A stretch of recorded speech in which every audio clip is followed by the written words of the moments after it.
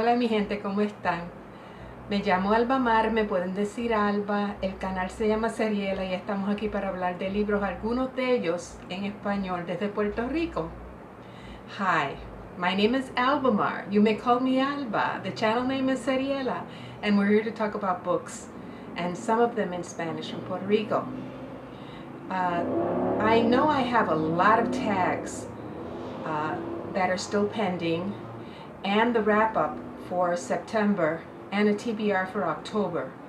But this is a discussion video that has been weighing on my mind ever since Olive's Boujee Booktuber Tag, which I will do at some other point. But I'm going to do a Britta bowler right now and talk about book prices in the colony of Puerto Rico. But first of all, I have to explain that this is my experience as one person living on the island and a person who was raised in the diaspora. You know that I've said it many times. I was raised from the age of 3 in the inner city of Chicago, where I had access to very good public libraries from a very, very young age. And my public school also had a very good library. So I was exposed to books at a very young age. But not only that, my father was a book collector. He loved books. And he would take my brother and myself on trips just to window shop in bookstores and record stores. I remember, I think that the store was named Crocs and Brentanos in Chicago a long time ago, and Roses.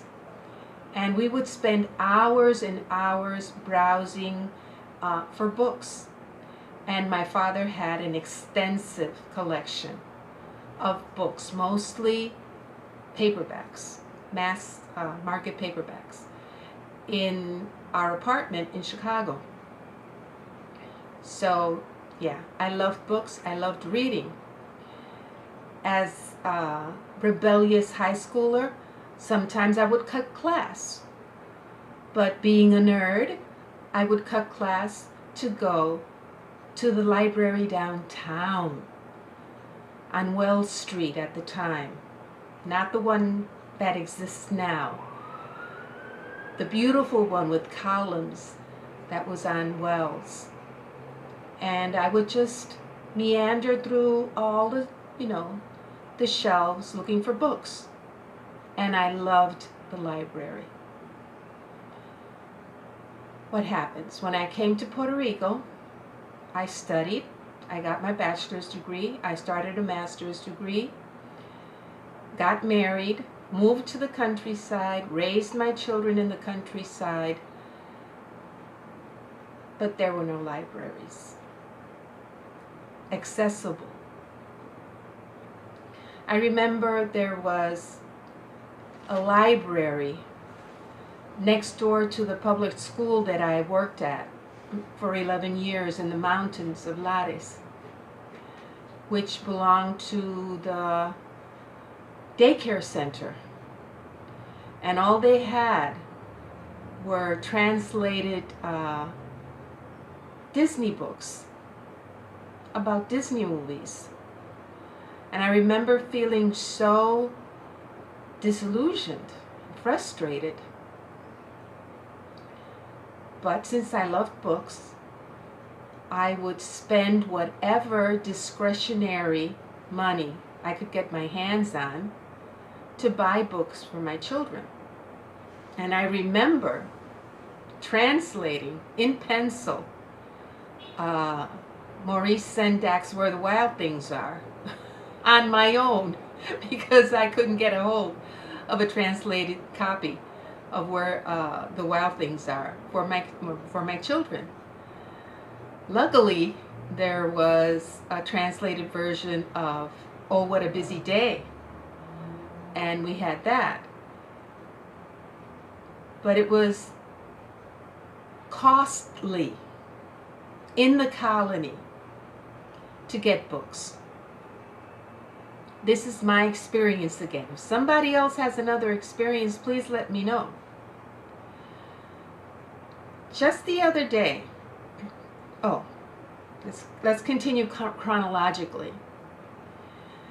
While I was living in the countryside of Puerto Rico, I would read the newspapers, and I was subscribed to a few magazines from what we call the mainland in the United States.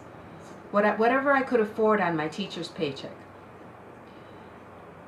And whatever bestseller was talked about in the magazine articles or in the San Juan Star, which is what we were subscribed to as a newspaper, whatever I saw on those lists, I would try to acquire. I think I belonged to the Literary Guild at the time, some kind of subscription service that would send me books. Okay. And my collection kept growing and growing, and there were bookshelves in every nook and cranny of the house. When I went to work in the 90s, when I went to work in New York City, I had the good fortune of having the best library system in the world, in my opinion. And I went to the Brooklyn Public Library, the main branch in Prospect Park, and I also went to any public library in Manhattan, in mid-Manhattan, that I could go to. And I remember doing lots of projects for free at those libraries. I had the Reading Latin American Women Authors project that I got to do because I went to the public library. And another one was African American Women Authors. I got to do that, complete that project because I went to the public library. I also got to see Asian films, Chinese films, Japanese films at home for free because I went to the library. You know I love libraries. What happens? When I came back, because I knew I wanted to retire in Puerto Rico, it's my home. I also knew after raising my children in Puerto Rico that life was not going to be easy. And one of the things that I had to consider was how to get books. At the time when I came back in 2007, I became the member of a subscription service that would rent books, Books Free at the time it was called. I think now it's called Booklenders. And I would have a queue, much like Netflix, and they would send me books and I would read them and I would send them back. And mostly books in English. El Candil did not exist at the time. There was another bookstore in Ponce that I visited, but the books were sort of old. When my children were young and we could get to San Juan, to a shopping center like Plaza Las Américas in San Juan, we would visit Teques, which was in Spanish, and Walden Books, I think it was. Both of them are gone now. And when I retired, I would try to get books in San Juan again. Dalton closed, couldn't go there. And I was renting these books from Books Free. And so I was reading mostly books in English. Besides, that's my first language. what happens? El Candil opened in Ponce, which you know is my favorite bookstore, with a very extensive offering of books in Spanish from all over Latin America and Puerto Rican books. But one thing I always noticed about books by Puerto Rican authors in Puerto Rico, and that everybody knows, and if you know something different, please let me know. Somebody from the diaspora or somebody here, let me know in the comments down below. That books by Puerto Rican authors are more expensive. They are more expensive because they are more expensive to make. That's just a fact of life in the colony. One of those reasons is that we lack a lot of publishing facilities in Puerto Rico, and a lot of the books are published in other places, be it United States, Spain, China, for example. That humongous book on Truman was printed in China. Some are printed in Colombia, some are printed in Mexico, and the shipping from there to here is costly. And why is that costly? Because we have something called the Jones Act, which requires, since 1920, that everything that comes into our island has to come in on ships that fly the U.S. flag, which eliminates any other ship, merchant marine, that is cheaper. And I will link a video, a little cartoon, less than 2 minutes, explaining that. There are many on YouTube, pro and con. The pros for the Jones Act are the shipping companies, United States shipping companies, and the Teamsters Union, just so you know. But anyway, everything here in Puerto Rico is more expensive because of that law. If you Google the poverty rate in Puerto Rico, you'll find it. I'm not going to tell anybody that they can't shop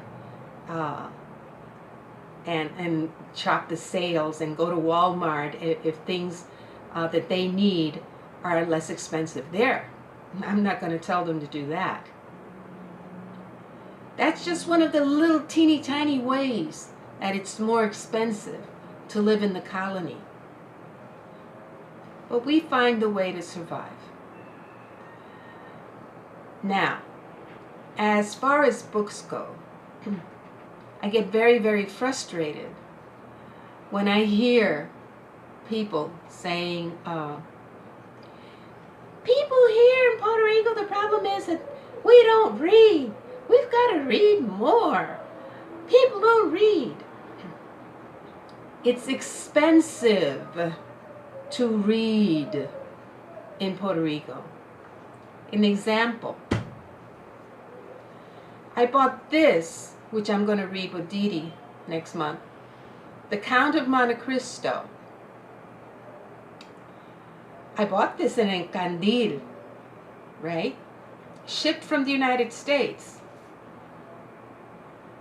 It's a Simon & Schuster paperback, and it says right here, $7.95 for this brick. This brick is $7.95.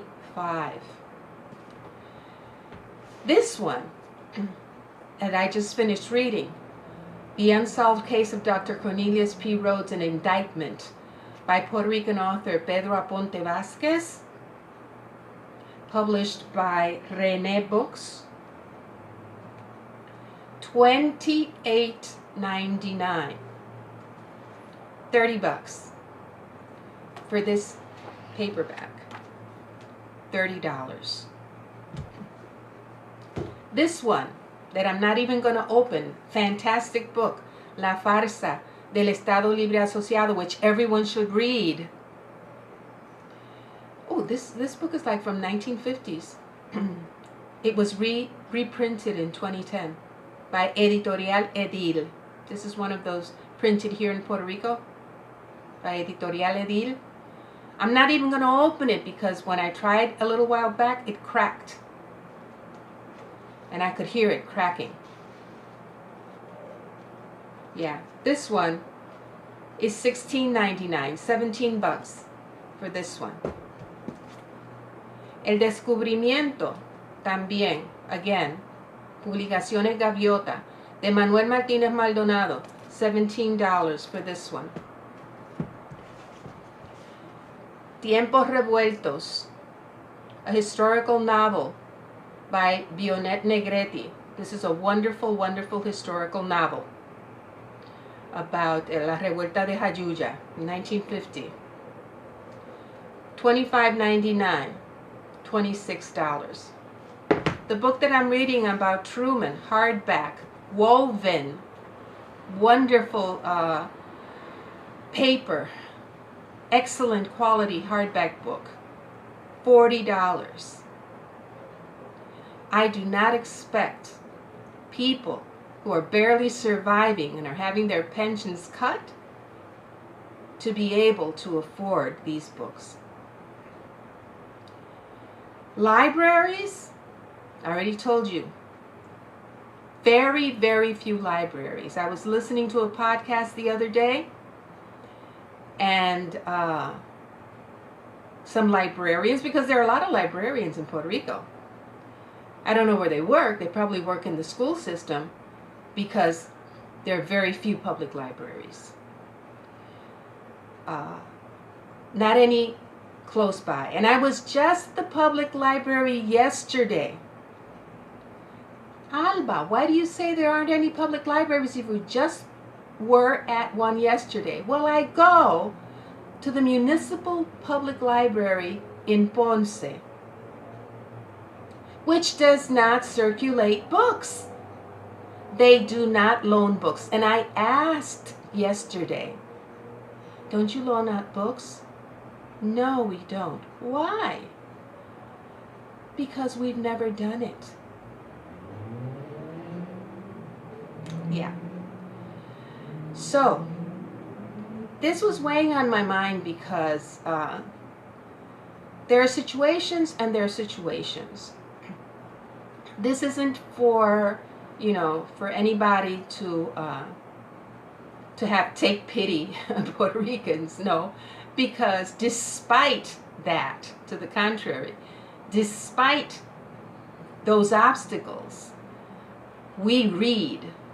And not only do we read, we have people who write. And not only do we have people who write, we have people who write in 2 languages or more. What I'm saying is that it is more difficult in the colony, but we do it. I just had to get that off my chest because everybody who's done the book Boujee Tag has really touched on something that is very, very important to remember as a booktube community. And that is that reading is a privilege. This is a privilege. And I have to think about what I am going to do with that privilege. So I'll let you know when I finally do that tag that Olive invented, which I'm not going to call Boujee because I'll talk about that later in that tag. So thanks for spending some time with me and letting me get this off my chest. I couldn't do anything. I couldn't film any other video until I talked about this. and let you know what I thought about the privilege of reading in the colony of Puerto Rico. So take care, people. Keep reading. Sigan leyendo, mi gente. Cuídense mucho. Adiós.